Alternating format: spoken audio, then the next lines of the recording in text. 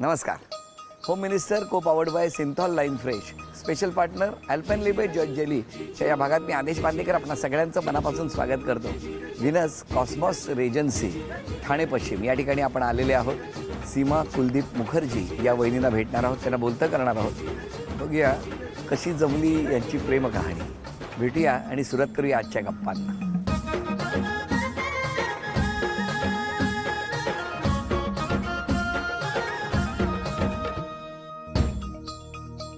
नमस्कार. नमस्कार.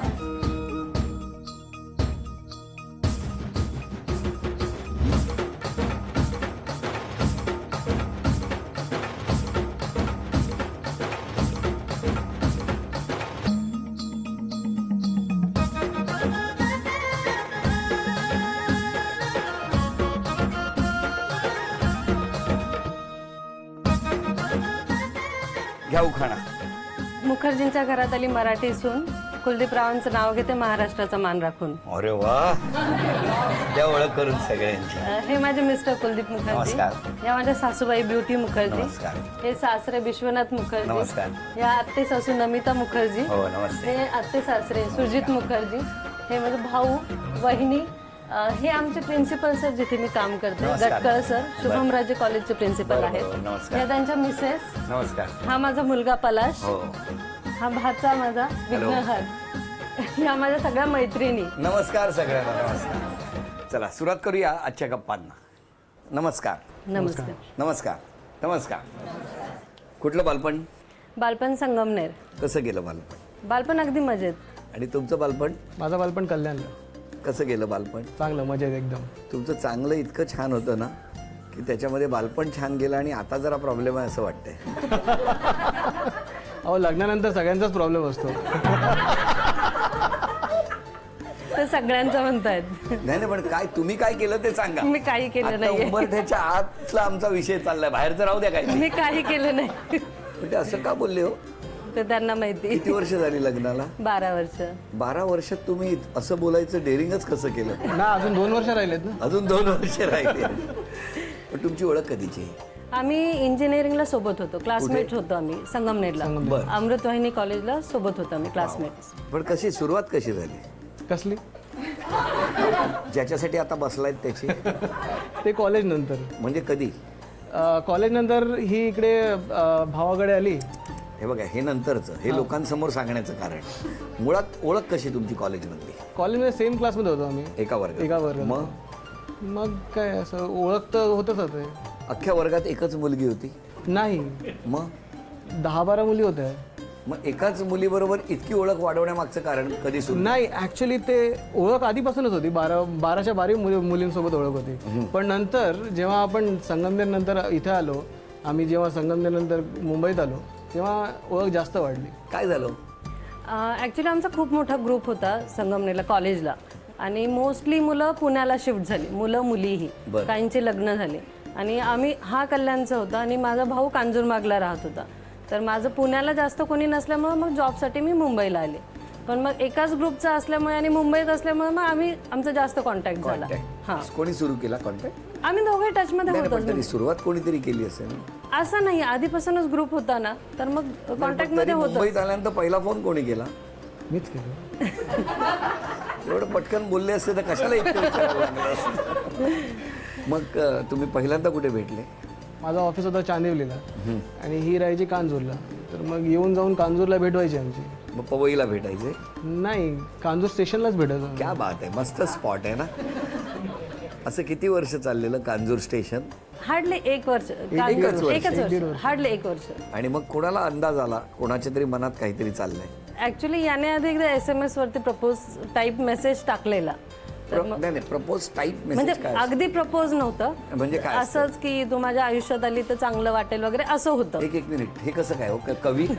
नाही, असं गुगल बाबा की जय. तुम्ही ठरवलं होतं यांना मेसेज पाठवणार? मेसेज पाठवणं ते ठरवलंच होतं. का?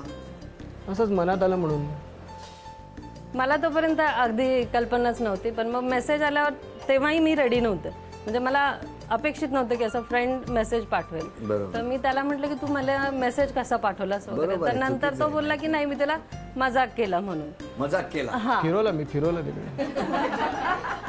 म्हणून बालपण चांगलं होतं असं सांगायचं त्या तुमच्या फिरवा फिरवीमुळे, कळलं का? हा, मग नंतर तरी आम्ही फ्रेंड्स म्हणून टचमध्ये होतो, पण मग आणखी जसं काळ गेला तसं मग हा समजत गेला. पण मला सांगा, त्यांनी प्रपोज तर केलं होतं तुम्हाला, तो मेसेज वाचल्यावर तुम्हाला काहीतरी वाईट वाटलं होतं? पण तो असं म्हणजे मजाक करत असायचा, असं मला एप्रिल फूल पण केलेलं एकदा. एप्रिल फुल काय केलं होतं? ऍक्च्युली आमचं लग्न पण 5 एप्रिलचंच आहे तसं. काय सांग मग काय झालं, काय कसं? त्याच्यानंतर पुन्हा आम्ही टचमध्ये होतो, तर मग पुन्हा एकदा त्याने प्रपोज केलं. तर तोपर्यंत म्हणजे मी थोडीशी रेडी झाले होते. का आम्ही दोघंच होतो आणि मग याचा स्वभाव आणखी जसा कळत गेला तसं वाटलं की हा असा माणूस आपल्याला सहन करू शकतो. खरं कारण सहन करू शकणारा माणूस पाहिजे. मग मी पण त्याला हो म्हणून सांगितलं नंतर दुसऱ्यांदा जेव्हा विचारलं तेव्हा. पण मग घरी कसं कळलं? घरी आम्ही याच्या भावाला सांगितलं होतं. मी मोठे भाऊ माझ्या आहेत. मोठ्या भावाला सांगितलं, तर त्यांनी घरी सांगितलं. पण मग घरची काय रिॲक्शन? आधी हो नाही चालू होतं, मग नंतर हो बोलले होते, काही प्रॉब्लेम नव्हता जास्त. आणि तुमच्या घरी? माझ्या घरी मी थोडंसं लेट सांगितलं, आणखी 4-5 महिन्यांनी सांगितलं होतं आई वडिलांना. मग तेही थोडंसं म्हणजे गावात राहत असल्यामुळे रेडी नव्हते. स्वाभाविक आहे. हां, पण मग नंतर जसजसा वेळ जात गेला तसं मग ते रेडी झाले. जसं म्हणजे साधारण किती वेळ गेला? तरी पण मग आणखी 2-3 महिने गेलेच होते, म्हणजे मी सांगितल्यानंतर. हां, आणि मी इथेच जॉबला होते, तर मग त्यांना असं वाटलंच असणार की ही इथेच आहे, तर मग त्यांनी हो म्हटलं आणि मग साध्या पद्धतीने लग्न लावून दिलं आमचं. अगदी मोठं नाही केलं. 12 वर्ष. हां. पण दरम्यानच्या काळात तुम्ही जेव्हा मुंबईत भेटत होता, फिरत होता, तेव्हा कोणी तुम्हाला बघितलं नाही किंवा असं काही? नाही, आमचे ऑफिसेस होते ना, दोघेही जॉब करत त्यामुळे होतो. तसा प्रश्न झाला नाही. हा, म्हणजे असं काही प्रॉब्लेम नव्हता, असं कुणालाच कुठेही घरी प्रॉब्लेम नव्हता की कुणासोबत आणि भेटलं तरी म्हणजे 5-10 मिनिटं भेटलं आणि मग दोघांच्या घरी असं होतं. कसा आहे स्वभाव त्यांचा? स्वभाव अगदी शांत आहेत, अगदी मनमिळाऊ, म्हणजे कुणाशी अगदी प्रेमाने बोलतात. आता तुमच्या घरच्यांचं काय मत आहे त्यांच्याबद्दल इतक्या वर्ष? आता म्हणजे काहीही करायचं असेल तर आधी त्यांना फोन येतो, किंवा मला विश नाही केलं जात पण त्यांना आधी विश केलं जातं बर्थडेला. एवढं झालं आता. काय काय केलं ते काहीच नाही 12 केलं. वर्ष? काहीच नाही केलं मी असं. मी आपलं नॉर्मल वागत गेलो, बाकी काही नाही. असंच आनंदात राहा. पण आता या ठिकाणी एक आव्हान आहे. घरात आम्ही काही चिठ्ठ्या लपवल्यात. वेळ सुरू झाल्यानंतर एक एक चिठ्ठी शोधत चांदीची अन्नपूर्णा तुमच्या घरात लपवलेली आहे ती घेऊन यायची. आपल्या भेटीला आज 2 पाहुणे आलेले आहेत. त्यांचं स्वागत करूया. अल्पेनलिबे जज जेली बेअर आणि बॉटल.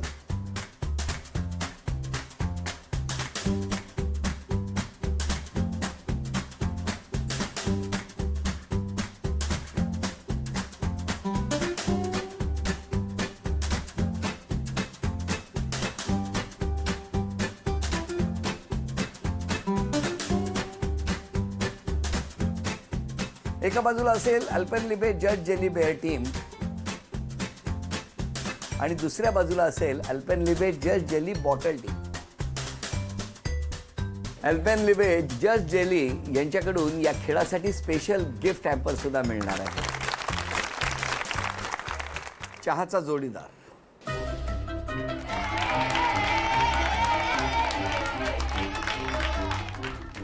दहा सेकंद झाली. लवकर.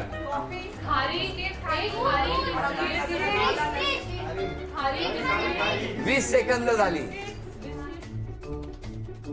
अंकलिपी. 40 सेकंद झालेली आहेत. 20 सेकंद राहिली. अल्पेनलिबे जज जेली स्ट्रॉबेरी.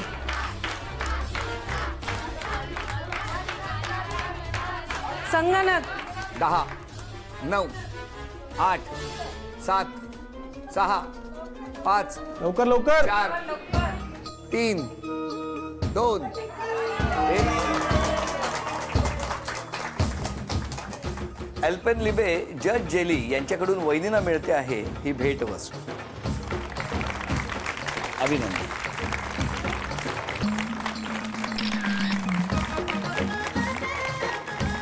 वहिनी, हे चांदीचं नाणं तुम्हाला मिळालं. अभिनंदन. हा चांदीचा कुंकवाचा करंडा मिळाला. अभिनंदन. ही चांदीची तुळस तुम्हाला मिळाली. अभिनंदन. आणि ही चांदीची अन्नपूर्णा सुद्धा तुमच्या घरात आलेली आहे. अभिनंदन. तुमचं यांच्याशी असलेलं रिलेशन, नातं जे काही ते सांगा. आणि सांगून झाल्यानंतर काय तुम्हाला एखादी त्यांच्याबद्दल आठवण, दोघांबद्दल काही बोलायची असेल तर बोला, घ्या. मी आत्या आहे, आत्या सासू सीमाची. खूप काळजी घेते सगळ्यांची. आणि मुख्य म्हणजे आमचे जे आई वडील होते, म्हणजे ह्यांची आजी आजोबा, बरं. त्यांना दोघांनाही खूप सीमा पसंत होती. घ्या. तशा तर त्या माझ्या नणंद आहेत, पण त्या कधी नंदेसारखं नाही वागवत मला. कधी अशा ऑर्डर सोडत नाही, काय नाही. आणि खास करून भाऊंचा स्वभाव खूप छान आहे. ओके. अजून कोण? खूपच सुंदर स्वभाव, शिकवणं खूप छान. आणि विशेष सांगायचं म्हणजे अगदी थोड्या कालावधीमध्ये महाराष्ट्रात नव्हे तर जवळजवळ इंडियामध्ये त्यांनी रिझल्ट आणून दाखवलेला आहे. विशेष म्हणजे शुभमराजे ज्युनियर कॉलेजमध्ये ते काम करत असताना चालू वर्षी जवळजवळ 70 ते 80 मुलं हे IIT फर्स्ट आले आहेत. इंटरनॅशनल लेवलला एक विद्यार्थी आलेला आहे.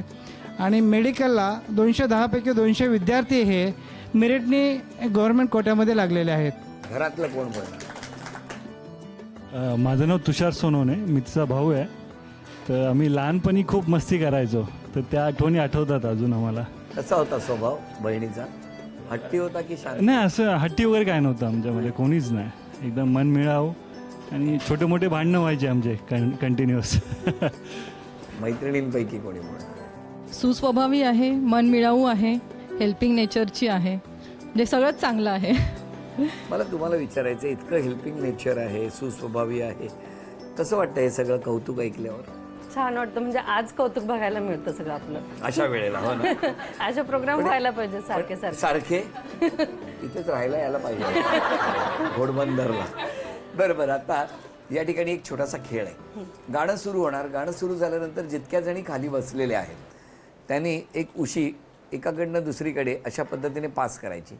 गाणं थांबेल त्या उशी ज्यांच्याकडे असेल त्यांना एक शिक्षा मिळणार. त्यांनी शिक्षा पूर्ण केली तर बक्षीस या माऊलीला मिळणार. बघूया काय होणार. म्युझिक.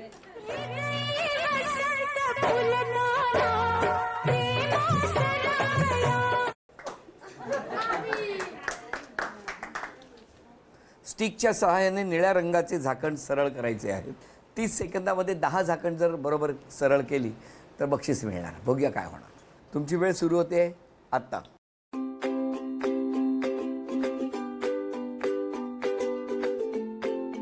10 सेकंद झाली. घड्याळीकडे वेगाने चाललेलं आहे. हळूहळू हळूहळू, खाली पडलेला उपयोग नाही. 20 सेकंद झाली. 10, 9, 8, 7, 6, 5, 4, 3, 2, 1. वेळ संपली. बघा किती आहेत, मोजा. 9. त्यामुळे थोडक्यात संधी हुकली. बघूया पुढचं बक्षीस तरी मिळणार का.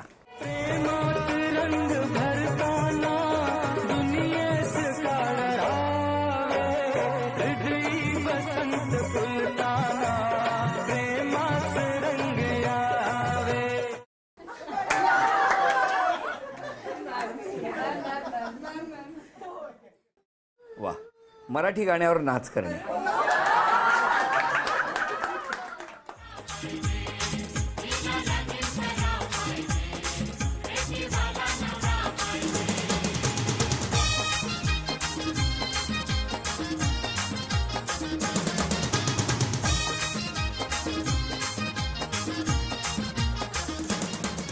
अभिनंदन. चला मॅडम, पहिल्यांदा का होईना नाचलात तुम्ही. तर हा खेळ नव्हता, पण म्हटलं तुमच्याकडे चेहरा बघून वाटलं नाचणार तुम्ही. अभिनंदन. हे बक्षीस तुम्हाला झी मराठीकडून ही भेट आहे. म्युझिक.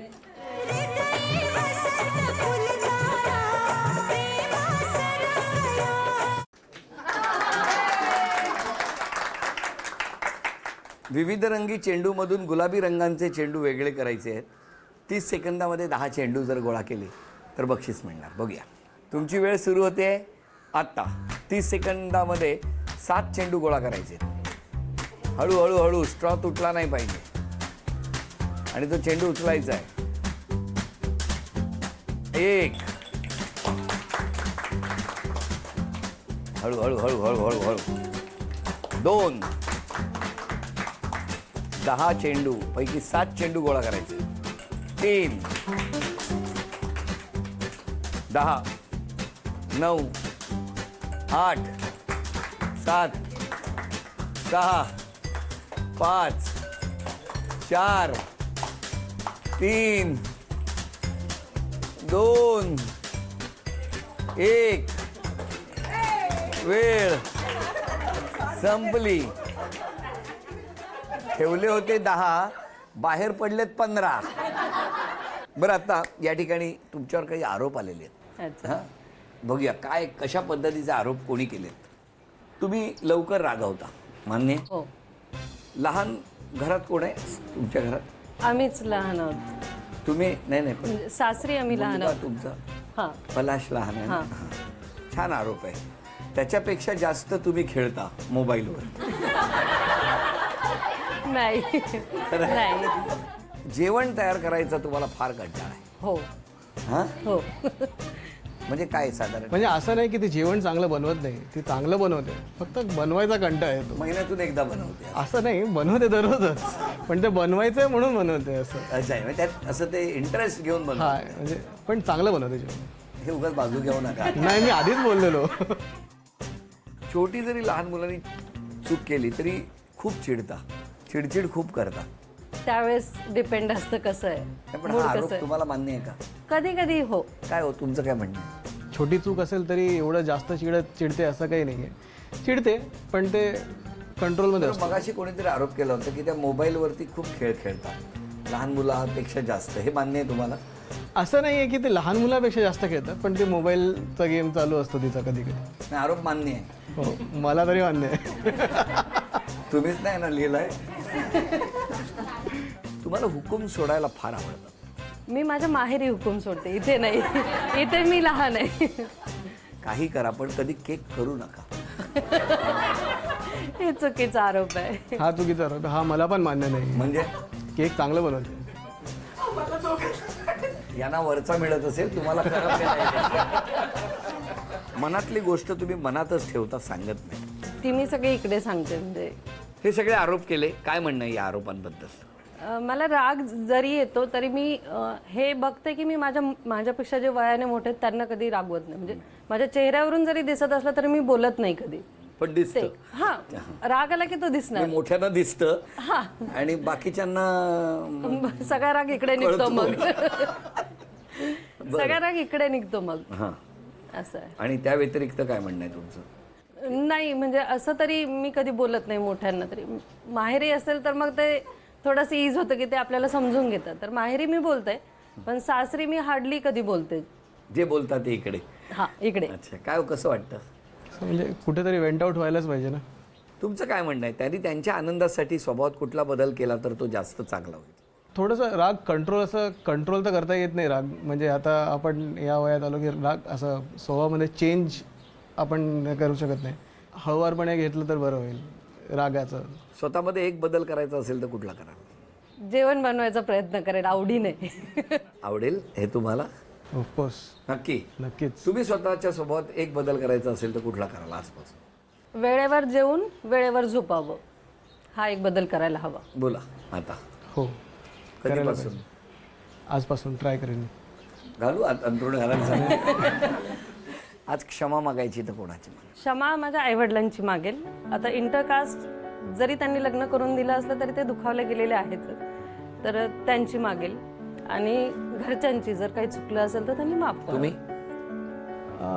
मी माझ्या आईवडिलांची पण मागेल आणि तिच्या आईवडिलांची पण मागेल बेसिकली. कारण जे काय झालं असेल तर ते सगळं माफ करावं. आता जसे हसत आहेत तसेच हसत राहा असं म्हणत या दोघांनाही शुभेच्छा.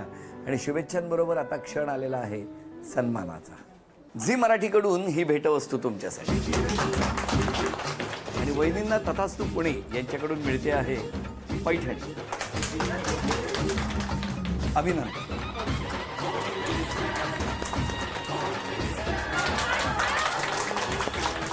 आजचा भाग इथेच संपतो आहे. पुन्हा भेटूया अशीच एक पैठणी घेऊन होम मिनिस्टरच्याच पुढच्या भागात. नमस्कार.